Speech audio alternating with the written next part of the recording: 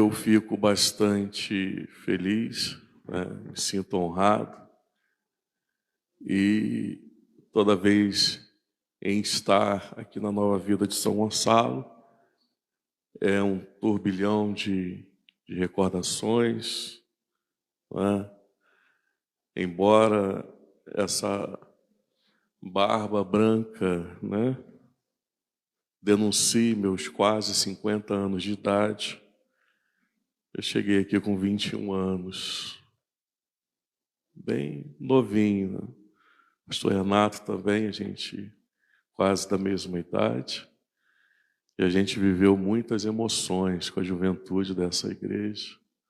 Não sonhávamos em ser nada, em apenas trabalhar para o reino de Deus. E Deus vai conduzindo da maneira que Ele quer, porque Ele tem um propósito em cada vida. Nós precisamos muitas vezes abrir mão do nosso propósito para viver o propósito de Deus. Amém? Abra a sua Bíblia comigo no Evangelho de Jesus Cristo, conforme escreveu João, no capítulo 4. Nós vamos ler a partir do verso 31.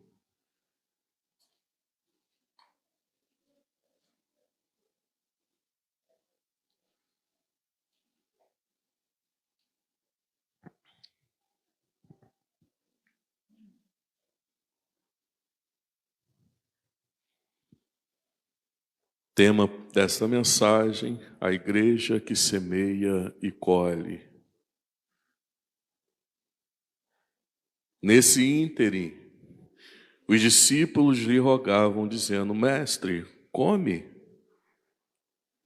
Mas ele lhes disse: uma comida tenho para comer, que vós não conheceis.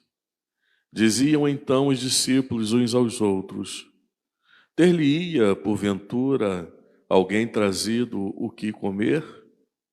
Disse-lhe Jesus: a minha comida consiste em fazer a vontade daquele que me enviou e realizar a sua obra. Não dizeis vós que ainda há 4 meses até a ceifa? Eu, porém, vos digo: erguei os olhos e vede os campos, pois já branquejam para a ceifa. O ceifeiro recebe desde já a recompensa e entesoura o seu fruto para a vida eterna.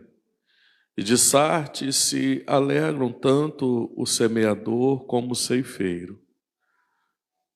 Pois, no caso, é verdadeiro dizer: um é o semeador e outro é o ceifeiro.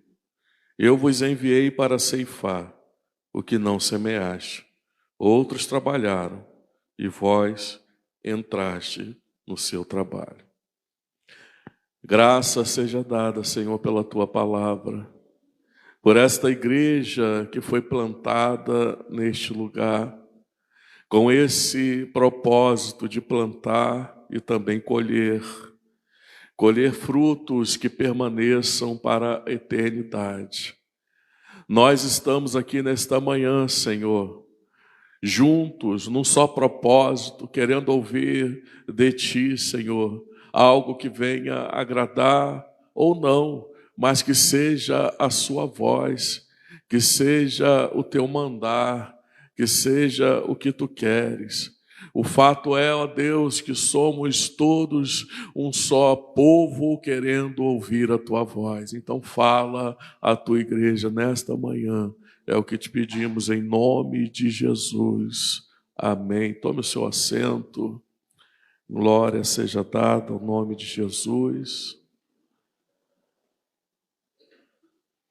Esse texto é um texto muito conhecido pela igreja. É um texto que, se você tem uns 5 anos, pelo menos, de convertido, você já viu alguém pregar esse texto algumas vezes. Se você tem mais de 5 anos, você já conhece esse texto de cor, porque é um texto bastante enfatizado, um texto onde Jesus encontra com a mulher samaritana.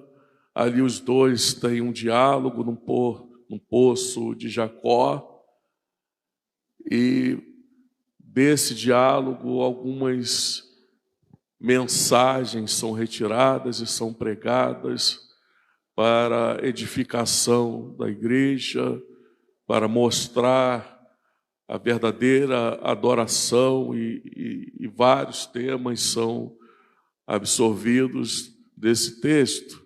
Então, o contexto desse texto, a igreja já conhece. Não há necessidade de eu pregar a respeito da segregação entre reino do norte, reino do sul, e a respeito da guerra entre judeus e samaritanos, e se a gente vai adorar no monte ou se vai adorar no templo. Não há propósito nesta mensagem de hoje nesse sentido. Esta mensagem ela vai abordar esse pós-conversa entre Jesus e a mulher samaritana. Essa mensagem tende a trazer para nós uma reflexão a respeito de como nós temos lidado com a palavra de Deus, com aquilo que Deus colocou em nossas mãos, com as inquietações que nós vivemos no nosso dia a dia, e como que essas inquietações podem trazer implicação no resultado espiritual, no resultado ministerial, naquilo que Deus espera, na expectativa do céu a respeito do nosso ministério terreno. Jesus aqui, ele está trazendo lições, não só para aquela mulher, mas trazendo lições também para os seus discípulos. E quando nós falamos no discipulado de Jesus, essas lições elas são extensivas a nós. Você que está aqui, você, assim como eu, que levantamos as mãos, dissemos sim a Jesus, e hoje temos uma caminhada de fé, de acordo com a palavra de Deus, nós nos tornamos discípulos de Jesus. E as lições que Jesus aplicava aos seus discípulos, essas mesmas lições, elas servem para nos trazer à tona quem sabe, uma direção, quem sabe um encaminhamento, quem sabe um ajuste de conduta, um acerto na nossa caminhada, para que essa caminhada venha a cada dia ser uma caminhada ajustada na fé, ajustada na santidade e ajustada na expectativa que Deus tem dos seus discípulos. Esses discípulos chegam até aquele lugar junto com Jesus.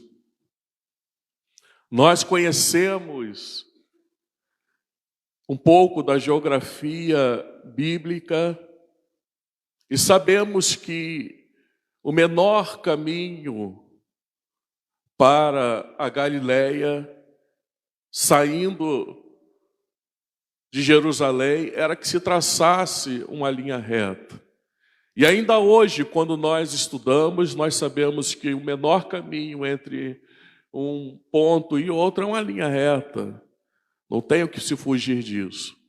Mas a briga entre judeus e samaritanos fazia com que os judeus, quando quisessem ir para a Galileia, eles dessem uma volta em torno da província de Samaria. E isso tornava com que a viagem fosse mais custosa, fazia com que a viagem fosse mais prolongada, fazia com que o perigo desta viagem fosse maior. Mas o fato é que Jesus, quando ele sai, né, da Judéia e ele vai para Samaria, no capítulo 4, desse mesmo capítulo que nós lemos, no versículo 4, Jesus vai dizer: é imperativo, é necessário que passemos por Samaria. É necessário que façamos isso. É necessário que saiamos da nossa rotina. É necessário deixar essa rotina de lado hoje, porque é preciso passar por Samaria. Talvez os discípulos ali discutissem entre eles. A inquietação do coração deles talvez viesse à tona. Por que passar por Samaria, mestre? Não é o que nós queremos, não é o que nós fazemos, não é o costumeiro. Muitas vezes, e aí nós precisamos aprender a primeira lição de uma igreja que quer plantar, de uma igreja que quer seguir adiante. Muitas vezes nós vamos abrir mão da nossa vontade, vamos abrir mão daquilo que é costumeiro, vamos abrir mão daquilo que é, quem sabe, a cultura familiar, para que a vontade de Jesus seja estabelecida. Há uma necessidade de fazer isso, e o reino estabelece isso. Mas eu não quero isso, eu quero aquilo outro.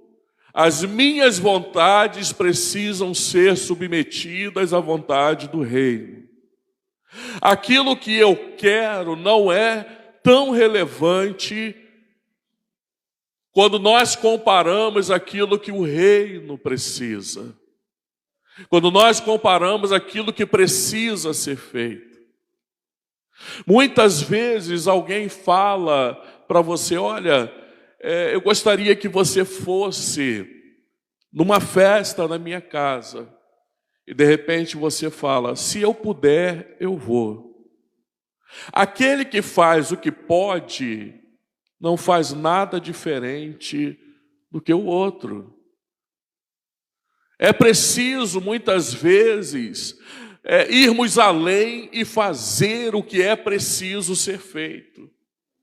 É preciso nos desprender, muitas vezes, do que nós queremos e fazer aquilo que precisa ser feito. Exemplo, você está num dia de descanso na sua casa e, de repente, a sua mulher, a sua esposa vira para você e fala: você não vai capinar aquele quintal? Né? Você não vai ao mercado? Não, mas eu não quero. Eu quero descansar. Mas você vem procrastinando essa atividade há algum tempo. Vem deixando para depois há algum tempo. Tem gente rindo aí porque de repente está com quintal bom para capinar, né? Está igual lá de casa. Não é? Mas o fato é que é necessário fazer aquilo. Jesus era o Cristo em vida, amém? Amém, igreja? O Cristo prometido. Então, Samaria sabia que haveria um Cristo, sim ou não? Sim ou não, igreja? Sim. Havia uma promessa. Assim como o judeu esperava pelo Cristo, os samaritanos também esperavam pelo Cristo.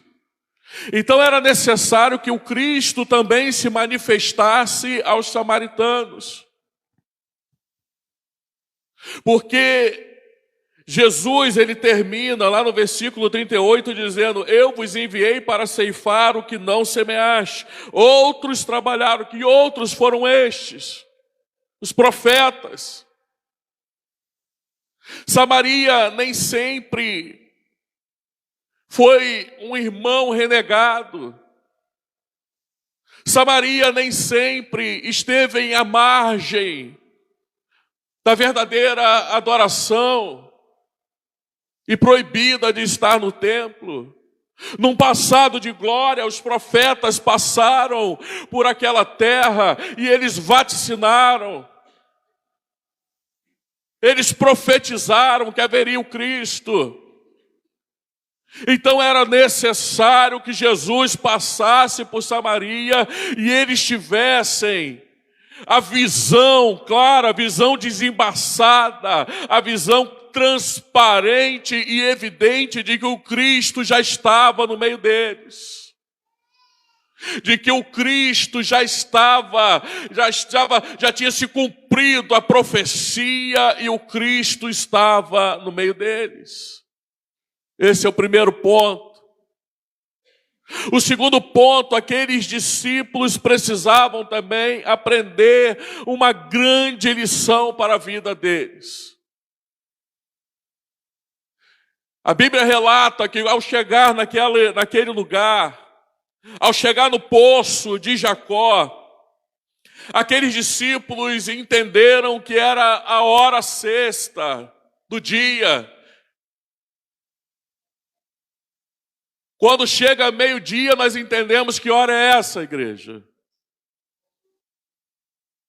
Hora de quê?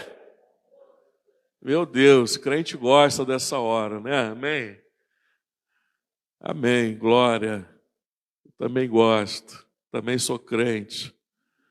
Né? É bom sentar à mesa e ter a abundância diante de nós. E os discípulos estavam com fome.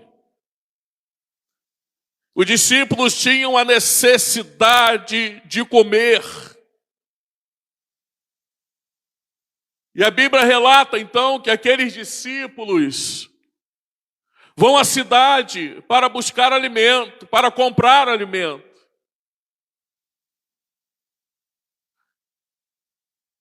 E certamente eles trouxeram uma fartura grande de alimentos.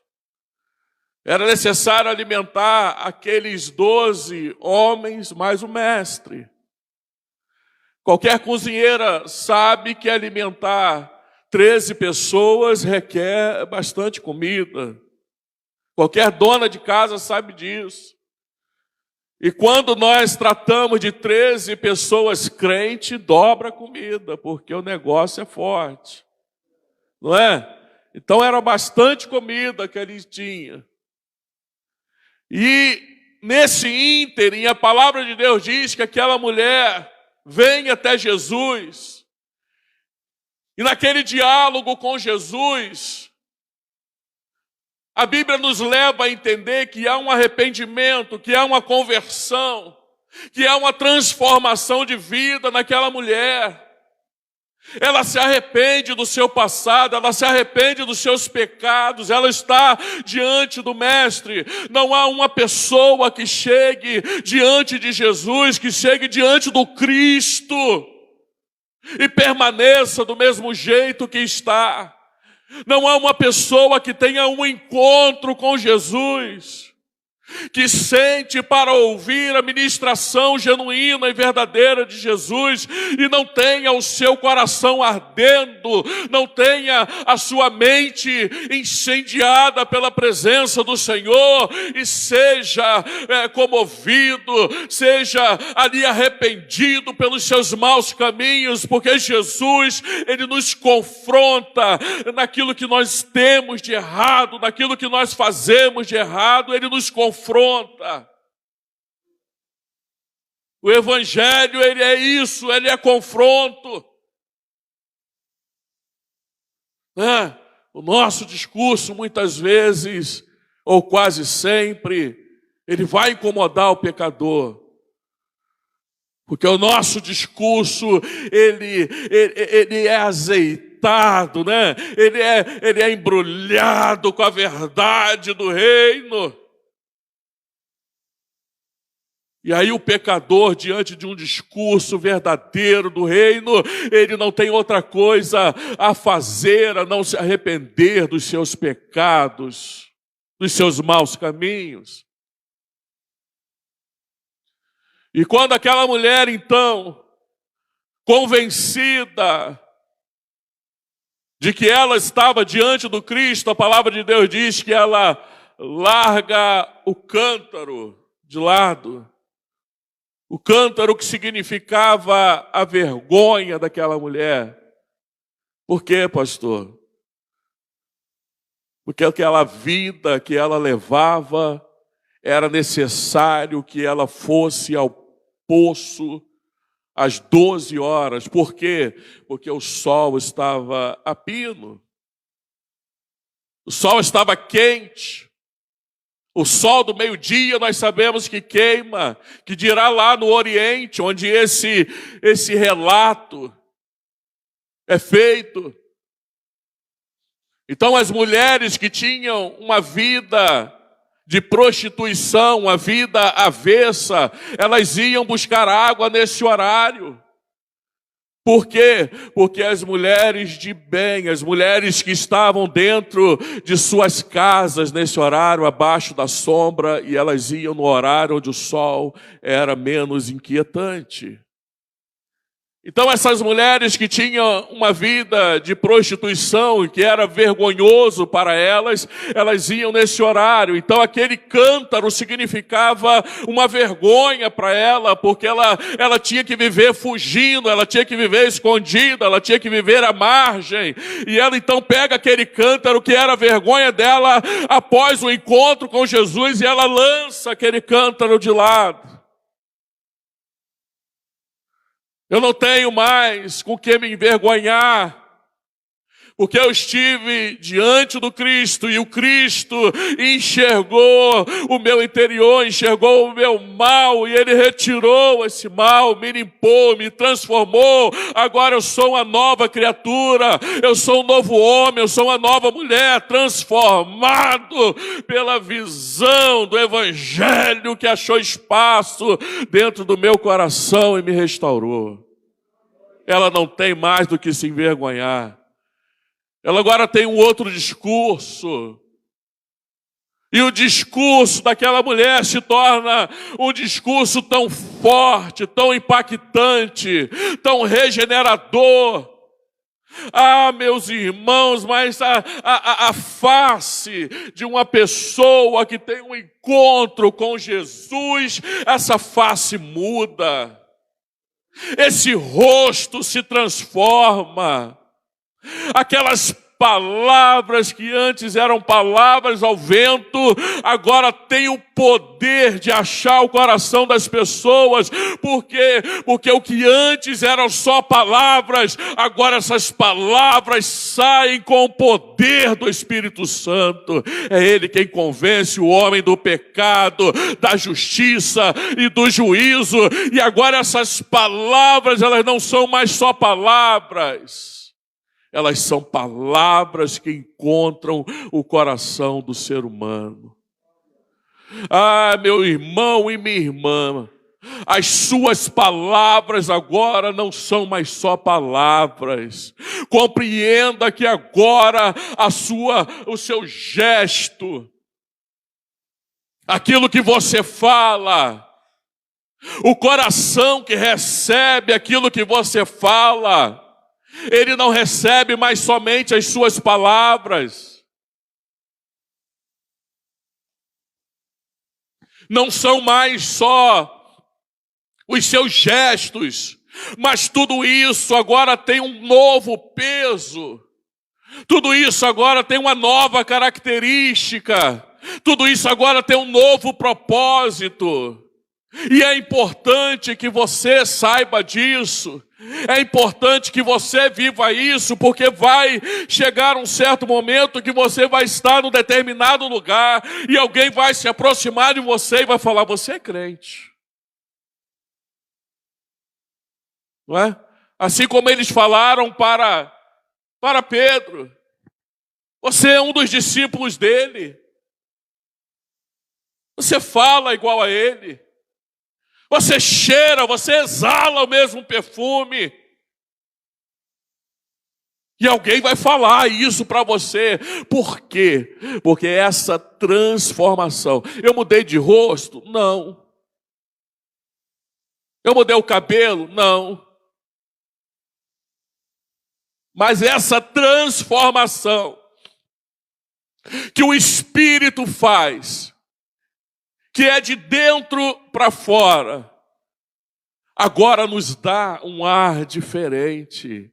E alguém olha para você e fala: eu percebo a presença do Espírito Santo na sua vida. Eu percebo que você é diferente. Eu percebo que você tem algo aí nesse coração, porque é a presença. E aquele discurso desta mulher agora é um discurso não mais vazio, não mais um discurso interesseiro, mas é um discurso que tem vida, é um discurso que salta. Ah, queridos, que coisa maravilhosa! Então aquelas pessoas, ao ouvirem esse discurso, elas não têm outra certeza no coração, senão que aquela mulher esteve com Cristo. Esta mulher esteve com alguém que transformou ela. Não é possível, não é a mesma pessoa. Eu enxergo a mesma face, eu enxergo o mesmo corpo, eu enxergo as mesmas características físicas, mas o discurso é diferente. Algo aconteceu. E agora, impulsionados por esse discurso vivo, porque o que vai impactar as pessoas é o discurso vivo. E só pode ter esse discurso vivo aqueles que tiveram um encontro com Jesus. Se não tiver um encontro com Jesus, o discurso é morto. O discurso é vazio. A retórica não convence. Mas quando nós abrimos a boca e o nosso discurso está cheio da presença, alguém olha e fala: essa pessoa está cheia de Deus. E a Bíblia diz então que aqueles homens daquela cidade, aquelas pessoas, elas se ajuntam e agora vamos lá conhecer esse Cristo. Vamos conhecer este homem. Essa mulher está transformada. O discurso dela é verdadeiro agora. Queridos, e nesse ínterim, os discípulos voltaram. Amém? Os discípulos voltaram. E quando os discípulos voltaram, eles começaram a armar o banquete. Oh, glória, né? Discípulo com fome, quando vê comida, o coração alegra. E eles então começam a comer, começam a fazer aquela refeição. E de repente eles percebem uma coisa: que Jesus não estava se alimentando, que Jesus não estava comendo, que Jesus não estava participando daquela refeição junto com eles. Eles indagam entre si: será que alguém esteve aqui na nossa ausência e deu de comer a Jesus? Será que alguém alimentou a Jesus? Irmãos, muitas vezes nós perdemos a visão do alto. E quando nós perdemos a visão do alto, o que nos importa é satisfazer as lacunas dessa terra. E quando nós começamos a nos interessar mais em satisfazer as lacunas dessa terra, nós perdemos a visão do Cristo ressurreto. A nossa preocupação, quando começa a estar pautada nas coisas, a nossa preocupação, quando é somente com as coisas dessa terra, nós perdemos as oportunidades que o céu nos dá. A preocupação deles ali era fazer aquela refeição, era retomar o ânimo, retomar a energia e continuar seguindo viagem para Galileia, porque afinal de contas, o destino deles era a Galileia. Mas Jesus então vira para eles e fala: olha, a minha comida e a minha bebida é fazer a vontade daquele que me enviou. Eu estou bem alimentado. O que passa na cabeça dos discípulos? Alguém deu de comer a ele. Uma dualidade quando nós começamos a nos preocupar muito com as coisas dessa terra. Nós começamos a ter conflito com os resultados do céu, com aquilo que o céu está esperando que a gente faça. Porque a preocupação de Jesus naquele momento é que aquela mulher foi até a cidade e ela estava voltando com uma multidão. Então Jesus olha para aqueles discípulos e fala: vocês estão preocupados com a comida, mas eu já estou alimentado. Olha, mas faltam ainda 4 meses para a colheita, mas ergue a cabeça e olha como os campos estão brancos, ou seja, aquela multidão que vinha, era a colheita que Jesus estava esperando. Aquelas almas que vinham, era o resultado, que era a alimentação que Jesus queria. Jesus não estava preocupado em assentar aquele momento e participar daquele banquete, daquele alimento, depois eu como. O que me importa agora é fazer essa colheita que meu Pai está colocando diante de mim. Profetas trabalharam, homens de Deus trabalharam no passado, eles sabiam que haveria de vir o Cristo, e agora que eles estão diante do Cristo, eu não posso me preocupar com outra coisa que não seja alimentar a expectativa deles a respeito do Cristo. Eu não posso fazer outra coisa que não seja suprir essa necessidade e essa expectativa deles.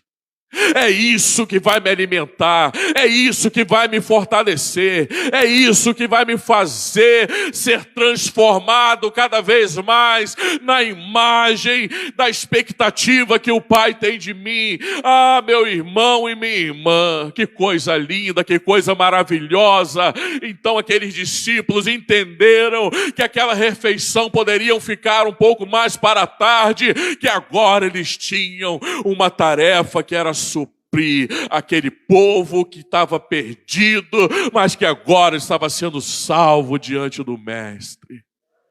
Que coisa linda! Que coisa maravilhosa! Irmãos, talvez você esteja inquieto por alguém que você esteja buscando diante de Deus, por alguém que você esteja pleiteando, e talvez você não esteja vendo resultados. Conforme o pastor Renato falou, eu estive no ano de 1994, eu era membro da Igreja de Nova Vida de Nova Iguaçu. Bispo Rubens.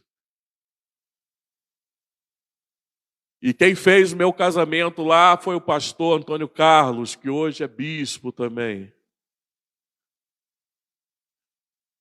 E eu em agosto de 94, casei e vim para São Gonçalo. Nunca mais pisei na igreja de Nova Vida de Nova Iguaçu. Por incrível que pareça, o último dia que eu pisei lá foi o dia do meu casamento. Talvez o bispo, tenha pensado, mas que pessoa ingrata. Mas ele não sabia que o que ele estava plantando na minha vida redundaria no dia de hoje. Nunca nos desviamos da igreja. Ficamos em torno de 2 meses em casa. Nesta igreja havia um casal de diáconos. Este casal de diáconos foi na minha casa e nos apresentou a igreja de Nova Vida de São Gonçalo. Nós ainda levamos cerca de 1 mês para vir até aqui. Viemos num culto da juventude, afinal eu tinha 21 anos, a minha esposa 20 anos. Melhor, ela tinha 19, eu 21 e ela 19. E quando viemos para cá, aquele casal de diáconos já não estava mais aqui. Não viram a semeadura que eles plantaram. Ou melhor, não viram a colheita da semeadura que eles fizeram. E é assim, o que nos importa é semear. É semear. Semear. Esta igreja, durante esses 38 anos, tem semeado, mas tem colhido. Semeado, colhido, semeado e colhido. Quando nós plantamos a semente do reino, essa semente vai germinar. Essa semente vai frutificar.